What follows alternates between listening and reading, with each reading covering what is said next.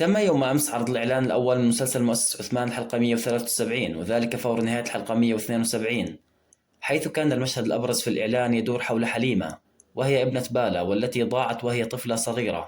وفي الواقع هي لم تضيع، ولكن تم اختطافها من قبل صوفيا، والآن وبعد سنوات طويلة ستعود بالظهور كفتاة شابة.